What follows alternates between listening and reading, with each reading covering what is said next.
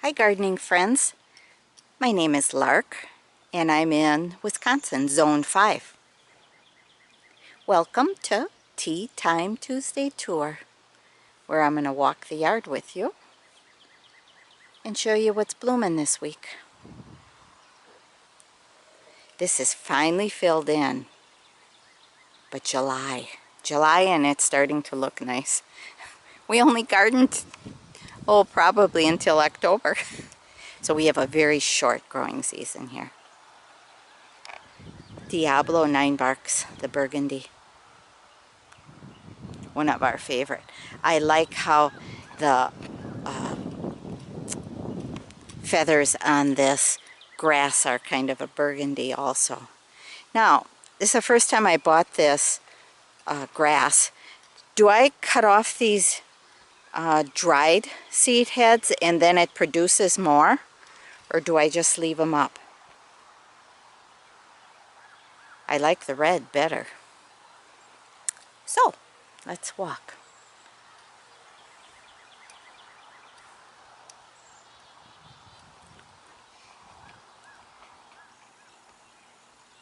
Red Prince Weigelias are still blooming slightly, and they will put on more flowers as late summer comes around. The Sweet Autumn clematis died back on the fence, coming very little on the other side, so the bike is my interest right now.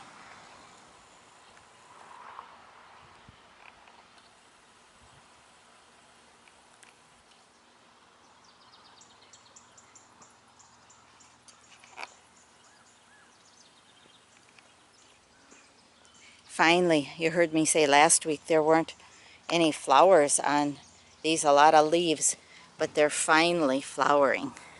Lots of buds. So I spoke too quickly. And thick. Look at that marigold. That's from seed. Wow.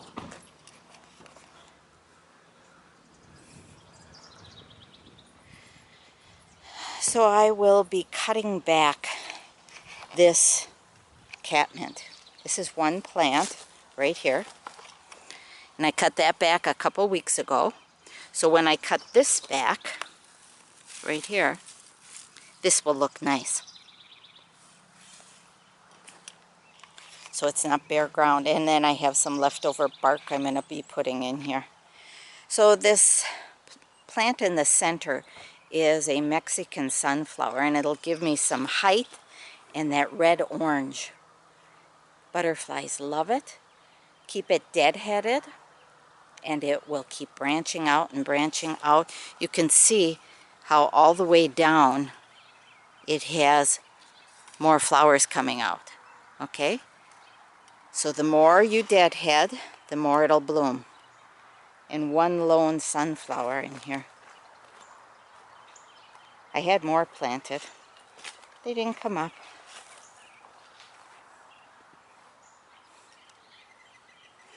So the perennial in here is a coral.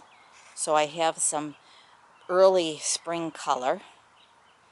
And then the silver will be, or was, a basket of gold alyssum. That's yellow, spring.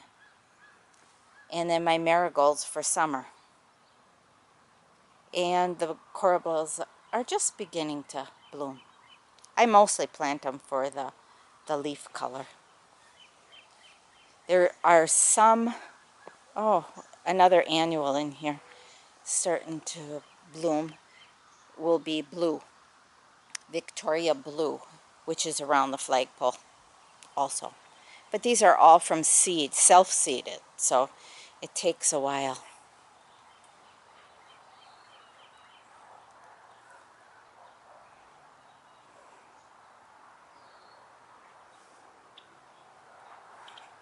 Very groomed in the front.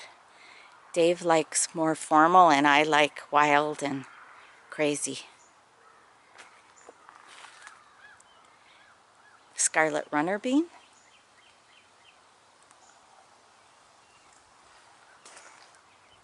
No beans yet, sister. if you're watching this. My bicycle, these here were transplanted and cut back. These were all cut off the top of a tall plant and just stuck in here. So they have taken this one here, I cut from the bottom and the top. And you can see the new growth coming. That is not hardy here, and that will die back. I'll give away whatever's in there, and whatever nobody wants gets tossed. Purslane with a cover on, because we have a raccoon family that likes digging. They dug up all my hens and chicks. I thought blue would look good there, so I transplanted some borage. My asparagus patch, which is filled with annuals right now of calendula. Tomorrow I will pick calendula for drying, and dill and amaranth, hopi, and let's see, this is anise hyssop. Bees like it, really like it, which helps with pollination in this raspberry patch. So I let all the dill reseed in the calendula. Lettuces, this will be going to flower soon.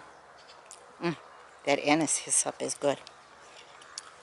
Picking raspberries, and to save money, all I do is use old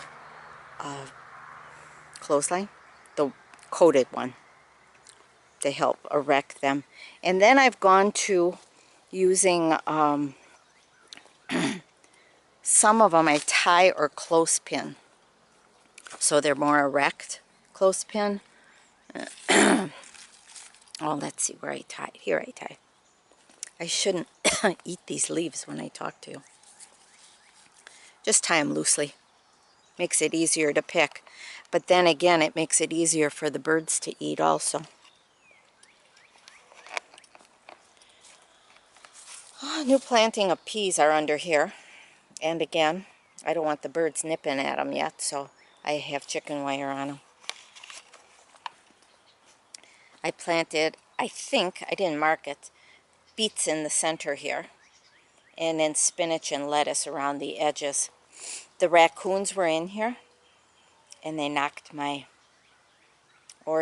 woodchuck knocked my onions down, so some of them are not going to amount to anything because they bent the neck on them.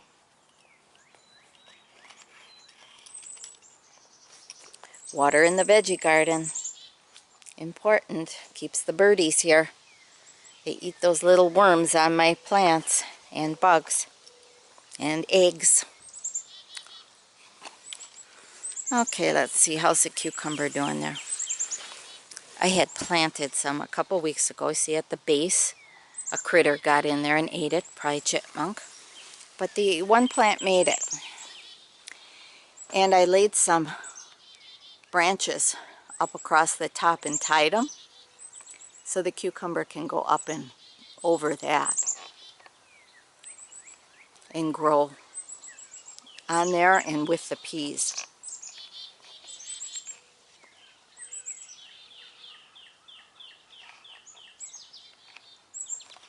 Now I have a larger, it's a sapling, can you see here? Just leaning right now. But I'm going to be putting it in this area here to support some more of the cucumbers. I have a few more cucumbers growing in the house in some pots, and I'm going to be sticking them someplace. Malabar spinach.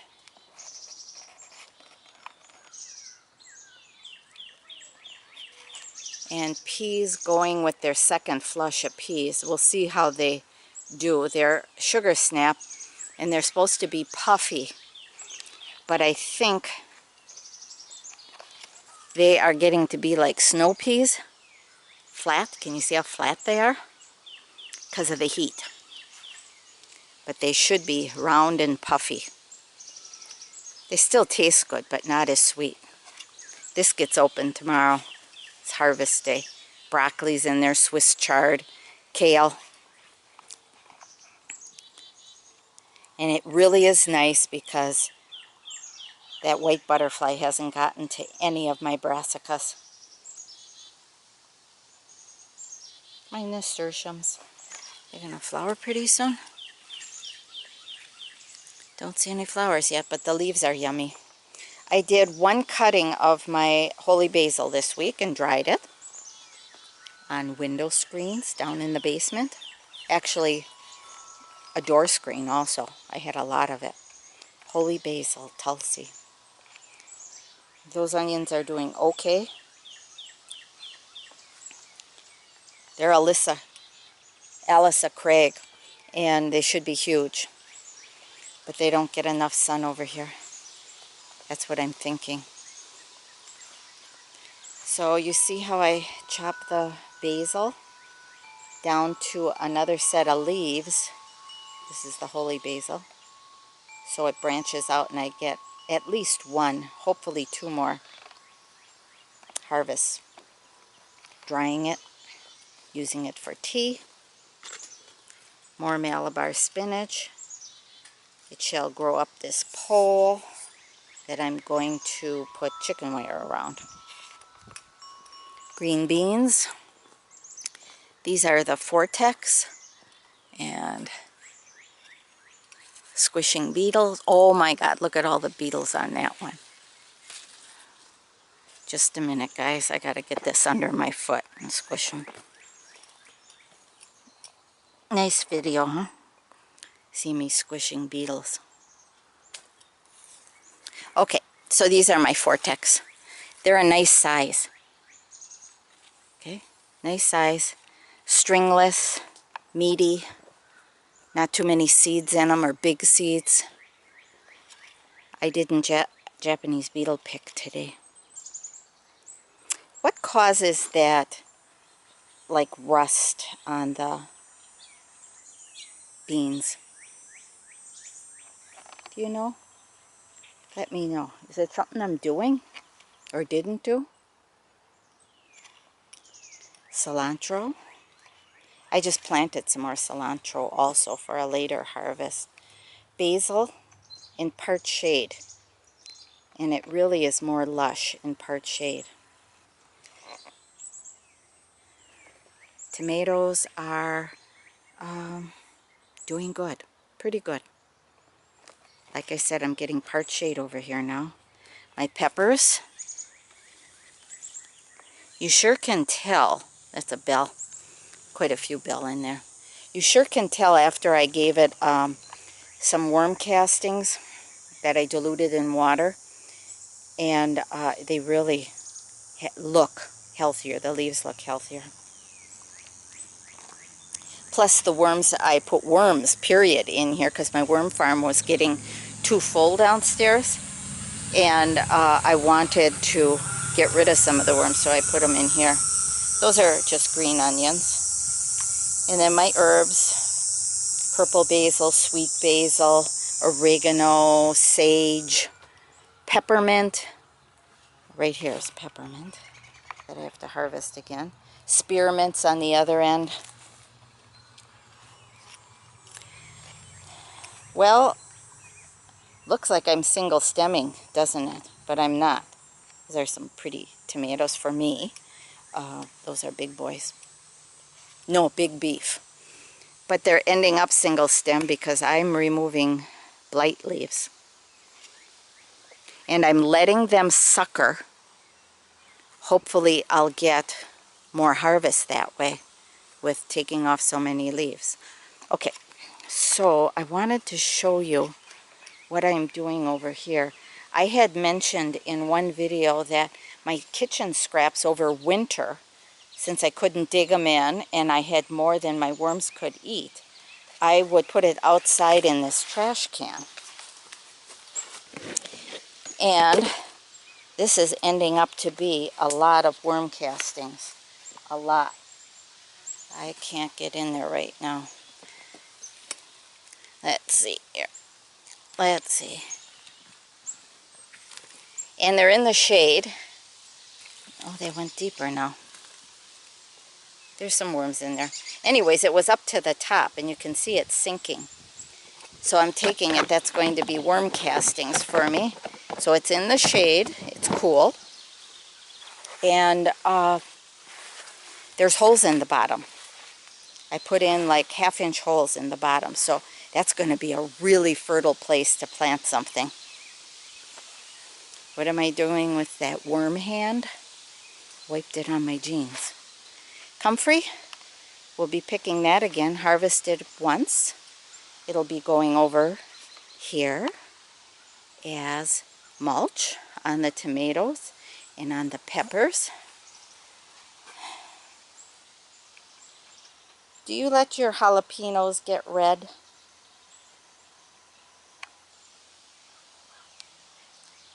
Those are sweet yellows, you know, like you get in the bag at Aldi. And there's poblano and carmen and red, yellow, and green bell. And what else is in there? Not too many hot ones. Oh, I know, I tried cherry bomb, but they're not hot. Bee balm.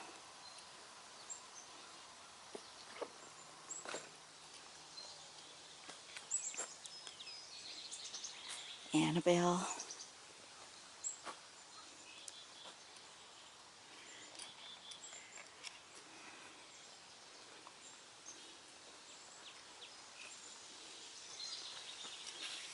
The one thing I do try to do daily is deadhead the daylilies. Or if I know I'm having somebody over in the morning, I deadhead them at night. Any flowers on you? Scarlet runner bean and, oh yeah, there's flowers. Scarlet runner bean and the morning glory, heavenly blue. But heavenly blue here in Wisconsin always blooms just about August, late August. So I decided to put something else with it this year. The golden hostas always look nice, any of the golds with dappled sunshine on them.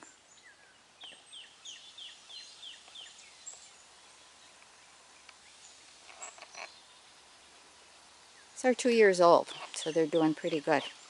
I just hand watered them because we need rain again. He's got the sprinkler out. He's ready to water the grass. Now, I haven't watered the garden this year yet.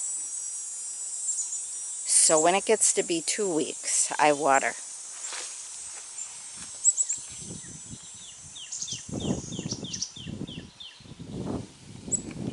It's a pretty one. Oh, I see the tiger lily still has its buds on. They ate some, all but this one down back there. And that's the only one so far I see they ate. And then they ate this daylily. This was, wow, last year. You look in last year's video around July. This is a gorgeous one. Gorgeous. But they thought so too. The deer. It's gorgeous today. Just gorgeous. About 78 degrees. Now this color here is one of my favorite, and it looks best in the shade. I don't remember the name of it. It's almost a blackish burgundy, and it looks so nice with the perilla as ground cover. We are bone dry, so if it doesn't rain in a day or so, I'm going to be turning the sprinklers on.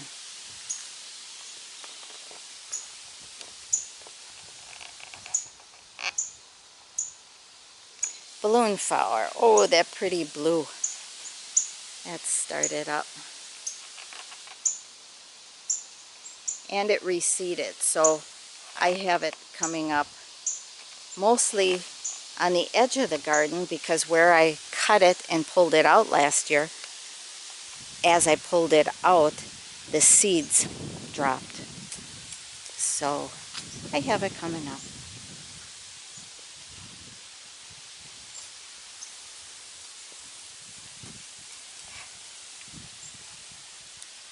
Now, those of you who mentioned about my rotating sculptures, you see the S hook I have up there?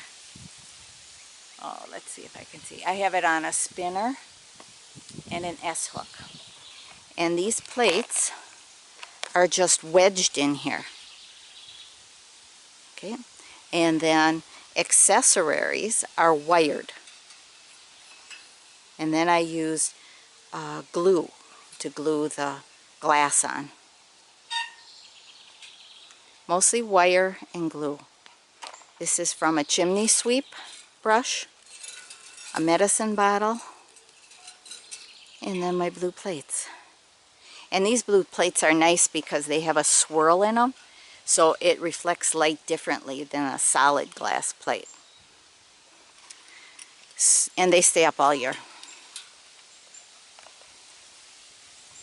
Rust and glass. Big ears, lamb's ears.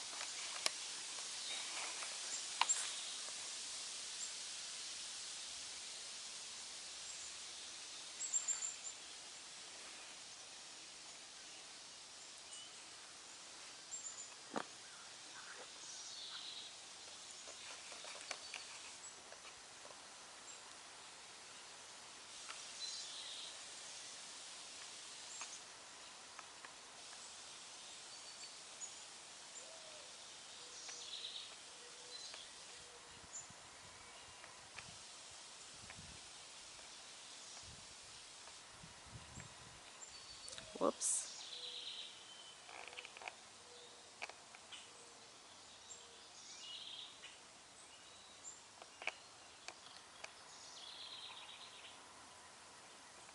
That's a quick walk down there.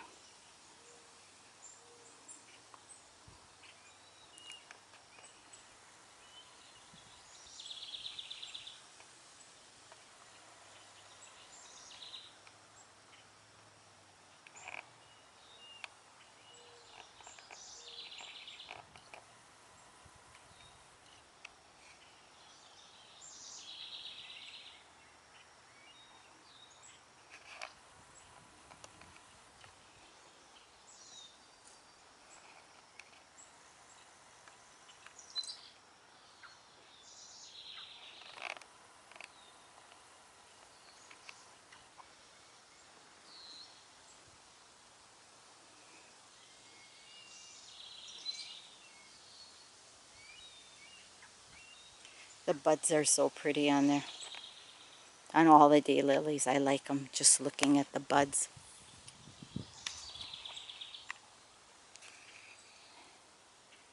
Yes, those are my sprayed alliums.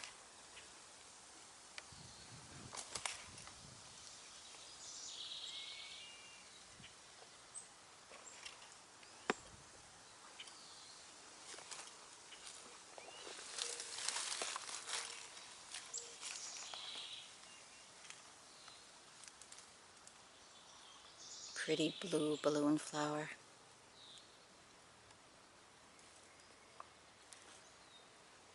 Berries on the tiger lilies, the black berries, look so pretty. The berries look pretty when those start opening, that pretty orange, and then the black with it. Very pretty.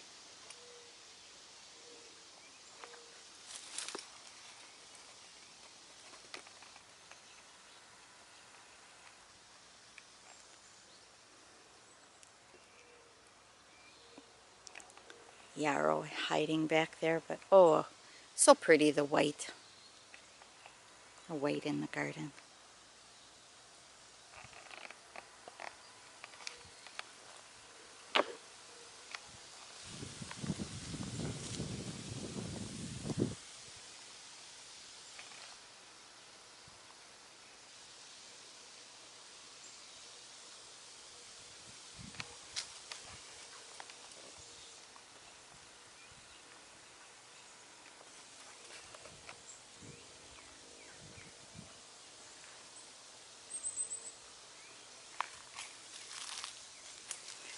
I love the daylilies that are spidery looking.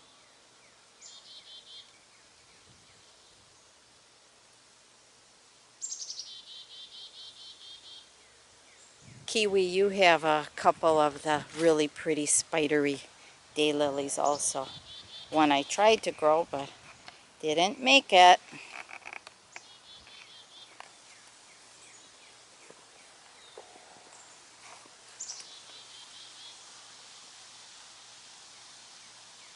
You know it's dry when your lamb's quarters starts weeping.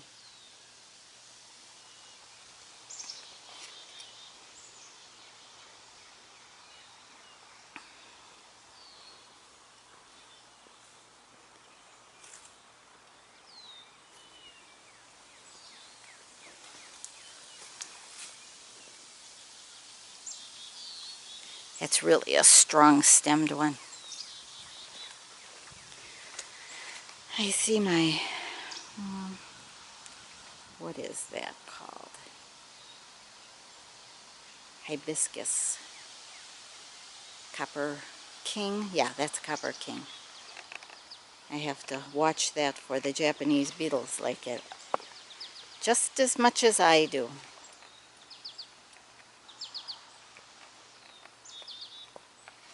Weeping perilla, because it's so dry.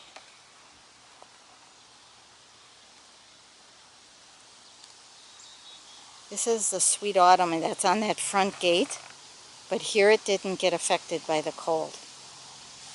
It's really, next year I'm going to have to dig some of it out. It's huge. Oh, I see one tiger lily getting ready to bud there.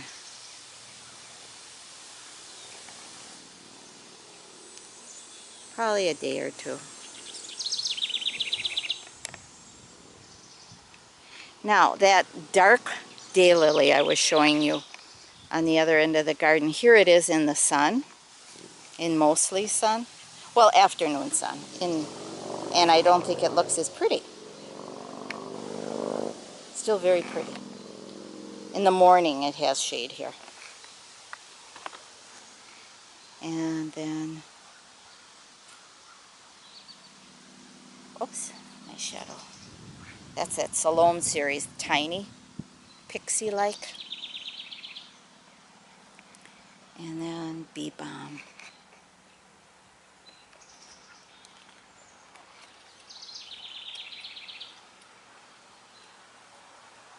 This is my Let It Go Crazy area where my chickweed is. It's behind the bee balm. Oh yeah. You need water badly.